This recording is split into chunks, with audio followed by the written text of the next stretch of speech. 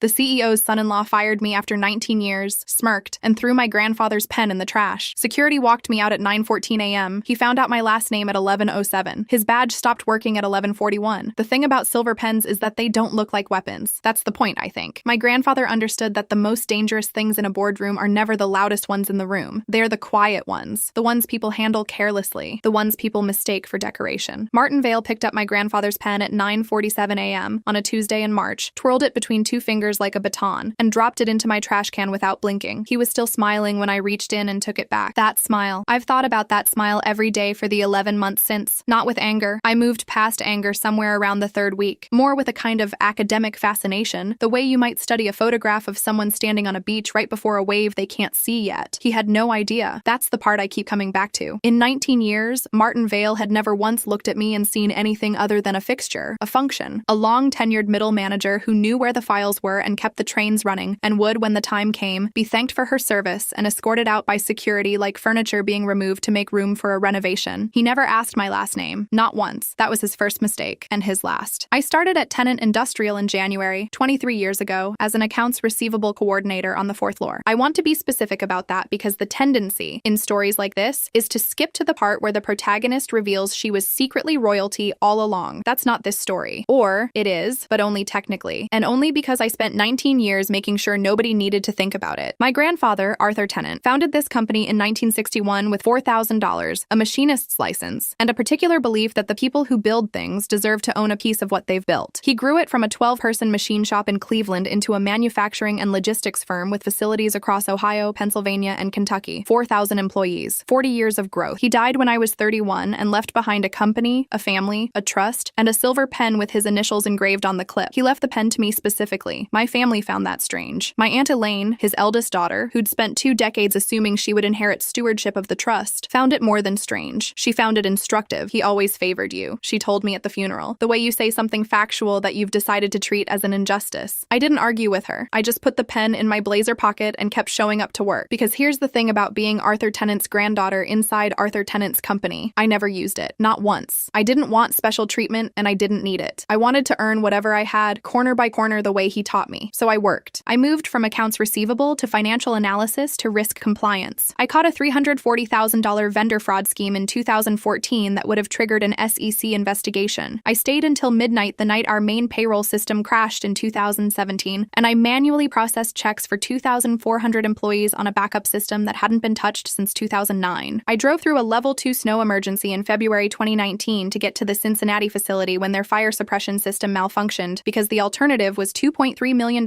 in equipment damage and nobody else was coming. I never mentioned my grandfather's name. I didn't need to. And then Elaine's daughter married a man named Martin Vale. Martin came from private equity. That's important context. Private equity people have a specific vocabulary. Streamline, modernize, optimize, right size. These are words that mean remove, dressed up in the language of progress. Martin spoke this vocabulary fluently, enthusiastically, and at volume in every meeting he attended. He was 38, tall, handsome in a showroom way, and carried himself with the precise energy of a man who had never once been told no by someone whose opinion he respected. When he married Celine Hargrove, CEO David Hargrove's only daughter, in a vineyard ceremony in Napa in September, I attended and shook his hand at the reception. "Martin, I'm Clara. I work in compliance." "Great," he said, already looking past me. 6 months later, he was COO. I told myself it was fine. Companies promote through family connections constantly. It's not ethical, but it's common, and common things can be worked around if you're patient and careful. The first real sign came in February, 4 months after the wedding. Martin called me into his office, my grandfather's old office, which he'd had repainted gray, and from which he'd removed the framed photos of the factory floor that Arthur had kept there for 30 years, and told me he was restructuring the compliance function. "You'll report to Derek now," he said. Derek Simmons was 26 and had been at the company for 8 months. He had a very expensive MBA and had never caught a fraud in his life because he'd never looked for one. "That's a significant demotion," I said. "It's a restructure," Martin said pleasantly. "Nothing personal." I went back to my desk and I called Harrison Sterling. Harrison Sterling had been my grandfather's attorney for 31 years. He was 67, semi-retired, and had the quiet authority of a man who had seen every version of corporate maneuvering and stopped being impressed by any of them around 1997. "I know about the restructure," he said when I explained. "Give it time." "How much time?" "Until he shows you what he's actually planning. Martin Vale is not a patient man. He'll move fast and he'll be sloppy. When he is, we'll be ready." I trusted Harrison. My grandfather had trusted Harrison. So I watched and I waited and I reported to Derek and I kept catching fraud. One dummy vendor in March, a kickback arrangement in April, and I handed the files to Derek, who handed them to Martin, who filed them somewhere I couldn't see. That worried me more than the demotion. In May, I found out why. Nina Park had been my assistant for 6 years. She was 32, meticulous, and had a habit of noticing things that other people walked past. A wrong number in a column, a misaddressed envelope, a name that appeared on 2 different vendor lists under slightly different spellings. She appeared in my office doorway one Thursday afternoon, with a look on her face I'd only seen twice before, once during the payroll crash and once during a product liability scare in 2018. "Close the door," I said. She did. Then she laid a single printed email on my desk. It was from Martin's private corporate account to an external address I didn't recognize, dated 3 weeks prior. The subject line read, "Timeline, Phase 2. I read it carefully, then again. Then I sat very still for about 45 seconds. The email outlined a plan to sell the company's manufacturing division, 3 facilities, 4,200 workers across 2 states, to a firm called Apex Global Holdings, pending a board vote scheduled for Q3. The sale price was $340 million. The email also mentioned in passing that certain compliance records would need to be addressed before due diligence began. Addressed. Where did you get this? I asked Nina. It was misfiled into the shared compliance archive. Automated routing error. I don't think he realized. I photographed the document with my phone, forwarded it to a personal encrypted account. Then I handed it back to Nina. Put it back where you found it, I said. Don't mention it to anyone. She nodded. She was pale. I called Harrison that night. Apex Global, he said, and I could hear something shift in his voice. That's not an acquisition firm, Clara. That's a liquidation operation. They buy manufacturing assets, strip the workforce, sell the equipment and IP, and dissolve 4,000 people, I said. Gone by Christmas, he said. Probably sooner. I stood at my kitchen window for a long time after we hung up. My building faced west, and the evening light was doing something particular to the skyline, the way it does in late May, gold and long-shadowed and very quiet. My grandfather had built those facilities. He'd hired the first workers himself. He'd known their children's names. I called Harrison back. What do I need to do? I asked. He told me. The thing about the Arthur Tennant Family Stewardship Trust is that my grandfather wrote it himself, not alone. Harrison helped, obviously. But the architecture of it, the philosophy, was pure Arthur. He believed that a company was not a financial instrument. He believed it was a community, and that communities deserved protection from the specific category of human being who looked at a community and saw only extractable value. So he built something into the trust that he never discussed publicly and never disclosed to the board. A protocol, a mechanism with very specific triggers. Under normal circumstances, the trust held a 22% minority stake in Tennant Industrial. Meaningful but not controlling. Just enough to have a seat at the table and a voice in major decisions. But under specific circumstances, specifically documented evidence of fiduciary fraud or bad faith action against the workforce, that 22% minority stake converted to a supermajority proxy. Harrison called it the loaded gun. My grandfather, when he explained it to me the summer before he died, sitting on his back porch with 2 glasses of lemonade and that silver pen in his shirt pocket, called it something simpler. It's a promise, he said, to the people who built this, that no one can burn it down without consequences. I'd kept that information locked in a specific corner of my mind for 12 years. I'd hoped I would never need it. Martin Vale made sure I needed it. The morning of March 14th started like a regular Tuesday. I was at my desk at 7:45 a.m. Nina was already in, coffee in hand, with the slightly tight expression she wore when something was wrong, but she was waiting for the right moment to say it. At 8:15, I got a calendar invite from Martin's assistant. 9:30 a.m. Brief check-in. Martin Vale's office. I knew what it was the moment I saw it. I sat quietly at my desk for 45 minutes. I drank my coffee. I read through 3 compliance reports. I responded to 2 emails. At 9:15, I opened my desk drawer, picked up the silver pen, and put it in my blazer pocket. Then I walked to Martin's office. Martin's office smelled like expensive cologne and fresh paint. He'd had it repainted a second time, a darker gray now, almost charcoal, which made the room feel like the inside of a vault. He was sitting behind the desk when I came in. He was wearing a charcoal suit that matched the walls, which I assumed was intentional. There was a cardboard box on my side of the desk. I looked at the box, then at him. "Clara," he said warmly, in the specific warm tone that means nothing. "Thanks for coming in." "Of course," I said. "I'll be direct." He leaned back. "We're making some additional structural changes to the compliance function. Given the new direction, your position is being eliminated." He slid the cardboard box slightly toward me. "We're very grateful for your 19 years. I didn't move. "There'll be a severance package," he continued, reading something off a paper in front of him. 6 months, benefits continuation through August. Full reference letter. He looked up. "We want to make this as smooth as possible." I nodded slowly. He seemed mildly annoyed by the lack of reaction. So he reached over and picked up my grandfather's pen. It was on the corner of his desk. I'd set it there when I came in. A habit. And he turned it in his fingers. "This yours?" he asked. "Yes," I said. He looked at it without much interest. Then he dropped it into my trash can. I watched it fall. I watched his face. He was already looking at his paper again, already moving to the next item, already done with me. The office was completely silent. Nina was standing in the doorway behind me. I hadn't heard her come in. Her face was wet. Marcus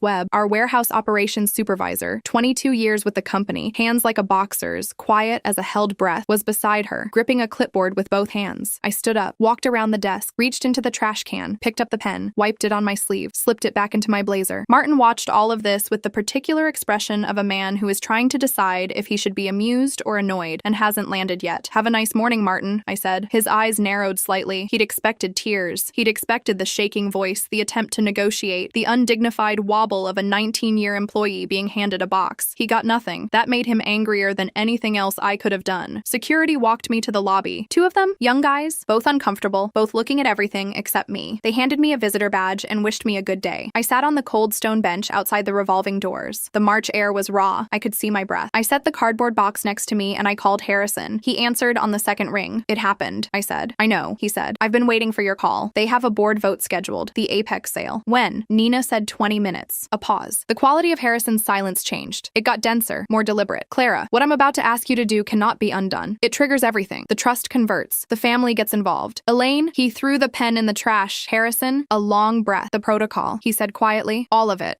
I said. "Open the gates." I walked back through the revolving doors at 10:06 a.m. The security guards looked at each other when they saw me. I set my visitor badge on their desk, smiled, and kept walking. The freight elevator to the warehouse floor is at the back of the building, past shipping and receiving. I walked the full length of the lobby, through the main hall, through the double doors, and into the low hum and organized noise of a working warehouse. Marcus was waiting for me. He'd been a tenant for 22 years. He'd started on the loading dock when he was 24, worked every position on the floor, and now ran a facility that processed 40,000 units a week with a defect rate under 0.3%. He was 51 years old, built like a man who'd spent his life lifting actual things and had the specific credibility of someone who had never once been given anything he didn't earn. I told him everything, fast and direct. His face didn't change much when I spoke. When I finished, he stood quietly for a moment. Then he looked at me steadily. "Clara Tennant," he said. Not a question. "Yes," I said. He nodded once, the way you nod when something finally makes sense. Then he reached up and grabbed the emergency air horn chain and yanked it hard. The blast was enormous, a physical thing, a sound you felt in your sternum. The warehouse floor went still. Machines powered down. 4 lifts stopped. Every head turned. "First shift," Marcus's voice carried without effort across the full floor. "Mandatory all hands. Freight elevator. We're going to the executive floor. Right now." I want to describe what that elevator looked like. 31 people. Shift managers, union representatives, line workers who'd been with the company long enough to remember my grandfather walking the floor on Tuesday mornings. The freight elevator wasn't designed for 31 people, and it took 2 trips. Everyone smelled like machine oil and the specific sweat of physical labor, and they stood in that elevator with the particular stillness of people who understood that something was happening and had decided to be part of it. Nobody said much on the way up. Marcus stood at the front. I stood beside him. On the 40th floor, the elevator doors opened onto the executive corridor. Cream-colored walls, framed photos of facilities, and award plaques. The carpet was thick enough to quiet everything. The boardroom was at the end of the hall. Through the glass panels flanking the door, I could see the table. 12 board members, Martin at the head, 2 attorneys I didn't recognize, and Elaine, my Aunt Elaine, sitting 3 seats from the head of the table, in her capacity as family representative on the board, about to cast a vote that would dismantle everything her father built. I didn't knock. I hit both doors with both palms and walked in. The room reaction was immediate and overlapping. Chairs scraped, voices started. The 2 outside attorneys stood up simultaneously. Martin spun from the projector screen so fast he nearly knocked over his water glass. "How did you get back in this building?" He wasn't scared yet. That came later. Right now, he was just angry. The specific anger of a man whose carefully staged performance has been interrupted. I stepped aside. Marcus walked in first. Work boots on marble, high visibility vest, a jaw set like something architectural. Behind him, the rest of them filled the doorway and then the room. 30 workers in hard hats and safety glasses and company jackets that bore names like Webb and Kowalski and Ferreira and Thau, names that had been on the payroll when Martin Vale was still in business school. The smell hit the room before they did. Machine oil, sawdust, the honest smell of work. In a room that smelled like leather chairs and catered lunch, it was a collision. Martin's face went through several things quickly. Then the boardroom door opened behind me and Harrison Sterling walked in. Harrison was 67 years old and wore a dark suit and carried a red-tabbed document binder with the quiet authority of a man who had been holding a specific card for 12 years and had been waiting with extraordinary patience to put it on the table. He set the binder down at the far end of the mahogany. The sound it made was specific, not loud, just final. "The Arthur Tennant Family Stewardship Trust," Harrison said, in the voice he used when he was reading something into record. "Mr. Vale, I need to inform you and this board that you have terminated an employee without the authority to do so." Martin found his footing. He was good in rooms, I'll give him that. He defaulted immediately to controlled confidence. "I'm the COO with full restructuring authority under my employment agreement," he said. "I have complete—" "You had her employee file," Harrison said. "Specifically pages 1 through 41. He opened the binder. "Page 42, subsection C, protected corporate officers. members. A board member at the far end, Thomas Reeves, 30 years with the company, audit committee chair, leaned forward. What does that mean? It means, Harrison said, that Clara Tennant's termination required written consent from the trust's designated steward. He looked at Martin. That consent was not sought and was not given. I didn't know she was. Nobody told me. The appendix tells you, the board chairman said. His name was Gerald Holt, 21 years on the board, and his voice had gone very flat. It tells everyone. Martin turned to his attorney. The attorney was leaning through papers with increasing speed, the way lawyers look when they're trying to find the exit in a building that suddenly doesn't have one. This is irrelevant, Martin said, louder now. We're here for the apex vote. That is completely separate. I took out my phone. I had spent the 2 weeks prior working with Harrison and a forensic IT consultant named David Chung, 12 years in corporate fraud investigation, formerly with the FBI's Financial Crimes Unit, to document and preserve what Nina had found in that misfiled email. David had traced the routing error, time-stamped the document, and prepared a formal chain of custody certification for every piece of evidence. I tapped once. The boardroom projector, Martin's own projector, connected to his own system, changed. His email filled the wall. 12-point font, his name at the top, the date, the external address we'd since identified as a private account registered to a shell company tied to an Apex Global subsidiary. I read it aloud. The room was so quiet I could hear the air conditioning. Get Clara out first. She's been here too long. She'll recognize the dummy vendor names. Once she's gone, compliance is Derek's problem, and Derek doesn't know enough to be a problem. Timeline for the division sale remains Q3. Elaine confirmed the family vote. Proceed with vendor cleanup before due diligence opens. The silence that followed was the kind you remember. Not dramatic, not loud, just total. Martin's face had gone the color of old paper. She'll recognize the dummy vendor names. Every person in that room understood what that meant. Dummy vendor names meant fraud. Fraud meant the compliance files I'd been quietly building for 6 months, each one time-stamped, certified, preserved with David Chung's chain of custody documentation, were suddenly exhibits A through F in a federal filing if someone chose to push it there. I watched Martin look at Elaine. Elaine was 64 years old. She had sat on this board for 11 years. She had spent most of her adult life being Arthur Tennant's eldest daughter and feeling vaguely cheated by what that meant in practice. She had not, I think, fully understood what she was participating in when she agreed to support Martin's Apex sale. She'd wanted the money and the clean exit and the feeling of finally having control over something that had never felt fully hers. Looking at her name in that email, printed 16 feet high on the boardroom wall, Elaine confirmed the family vote. I watched her face change, not quickly, slowly, the way ice changes, first at the edges, then moving inward. Martin stared at her. She said nothing for a long moment. Then she said one word. Yes, the room exploded. Martin screamed for the vote anyway. I'll give him that too. He held on longer than most would have. He stood at the head of the table with his perfect suit and his Italian loafers and his shaking hands, and he screamed that the trust was a minority share, and he still controlled the majority, and he was calling the vote right now, immediately, this instant. Mr. Vale, Harrison said. His voice cut through everything like a door closing. He turned to page 47 of the binder. Upon documented evidence of fiduciary fraud or bad faith action against the workforce, he read, in the slow, careful voice of someone reading something that has teeth, the steward's minority share of 22% converts to a supermajority voting proxy, exercisable immediately and without board approval, for any matter directly related to the fraudulent action. The room went completely still. Martin stared at Harrison. Converts to what? I stepped forward. A loaded gun, I said quietly, that my grandfather pointed directly at people exactly like you. What followed was less dramatic than you might imagine and more permanent. Board members don't run when they realize the game is over. They go very, very still, and then they start making calls. Within 40 minutes, 3 board members had stepped into the hallway with phones to their ears. Gerald Holt had his own attorney on the line. The 2 outside attorneys Martin had brought were reviewing documents with the focused energy of people trying to determine their own exposure. Martin stood at the head of the table for a while. He kept starting sentences and stopping them. He pointed at me twice, and at Harrison once, and at Elaine once, but nobody was listening to the pointing anymore. At 11:23 a.m., Gerald Holt came back to the table and informed Martin that the board was suspending the Apex vote pending a full compliance review. At 11:41 a.m., David Chung, who had been waiting in the lobby, came up with a hard drive containing the vendor fraud documentation, organized into 6 labeled files. At 12:07 p.m., Martin Vale's access badge stopped working. He found this out at the elevator. The legal process took time, the way legal processes do. Over the following 4 months, the compliance files I'd preserved, with Nina's help and David's certification, were reviewed by outside counsel and ultimately referred to the U.S. Attorney's Office for the Northern District of Ohio. The referral covered wire fraud, vendor kickback schemes totaling approximately $2.1 million,